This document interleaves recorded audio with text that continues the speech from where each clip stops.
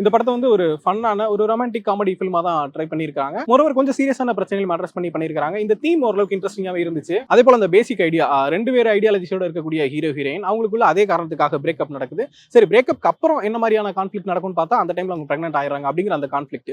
இதுக்கப்புறம் வந்து என்ன மாதிரி நடக்க போகுது அப்படிங்கிற ஒரு கியூரியாசிட்டி இருக்கிறதுனால இந்த பேசிக் ஐடியா ரொம்பவே இன்ட்ரெஸ்டிங்கா இருந்துச்சு. மோரோவர் அந்த ஒரு ஐடியாக்குள்ள நம்ம பார்த்தோம்னா அந்த ரிலேஷன்ஷிப் பத்தி நிறைய விஷயங்களை டிஸ்கஸ் பண்ண முடியும். கமிட்மெண்ட் அப்படிங்கிற விஷயத்தை பத்தி, அந்த ரிலேஷன்ஷிப் எவ்வளவு சீரியஸா நம்ம எடுத்துக்கலாம், இது லாங் லாஸ்டிங்கா வருமா வராதா, அதுக்குள்ள என்ன மாதிரி பிரச்சனைகளா இருக்கும். ஒரு அந்த பேபி அப்படிங்கிறது வந்து அந்த ரிலேஷன்ஷிப்புக்குள்ள என்னவா இருக்குது, ஒரு குழந்தை அப்படிங்கிறது வந்து அபார்ட் பண்ணலாமா வேணாமா, வச்சுக்கலாமா, இல்ல அது யாரோட டிசிஷனா இருக்க முடியும் ஒரு குடும்பத்துக்குள்ள அப்படிங்கிறத பத்தி நிறைய டிஸ்கஷன்ஸ் கிரியேட் பண்றதுக்கான பாசிபிலிட்டிஸ் இருந்ததுனால அந்த ஐடியா ரொம்பவே இன்ட்ரெஸ்டிங்கா இருந்துச்சு. அடுத்ததா என்னதான் இந்த ஒரு ரொமான்டிக் காமெடி ஜானரா இருக்கட்டும், அதுக்குள்ள ரிலேஷன்ஷிப் பிரச்சனைகளா இருக்கட்டும், லவர்ஸ்குள்ள வர சண்டைகள், அவங்க சேர்றது, அந்த மாதிரி பிரச்சனைகள் நம்ம பல படங்கள்ல பார்த்திருந்தாலும் இந்த படம் வந்து எந்த ஆஸ்பெக்ட்ல நமக்கு ரெஃப்ரெஷிங்கா இருக்கு அப்படின்னு சொல்லி யோசிச்சோம்னா பெர்ஃபார்மன்ஸ் அப்படிங்கிற ஆஸ்பெக்ட்ல தான். ரியோவா இருக்கட்டும், கோபியா இருக்கட்டும், ரெண்டு பேருமே ரொம்ப ரொம்ப நல்லா நடிச்சிருக்காங்க. ரியோ எனக்கு எப்பவுமே ரொம்ப பர்சனலாவே பிடிக்கும். அவரோட ஆக்டிங் அப்படிங்கிறது வந்து ஆக்டிங்காவே இல்லாம ரொம்ப எஃபர்ட்லெஸ்ஸா ரொம்ப ஈஸியா ஒரு பெர்ஃபார்மன்ஸ் கொடுக்கக்கூடிய ஒரு ஆக்டர். அந்த வகையில இந்த படத்தை வந்து ரொம்ப சூப்பரா ஹோல்ட் பண்ணியிருக்காரு. ஆல்மோஸ்ட் இந்த படம் முழுக்கவே அவரோட ஷோல்டர்ல தான் இருக்குன்னு சொல்லலாம் நினைக்கிறேன்.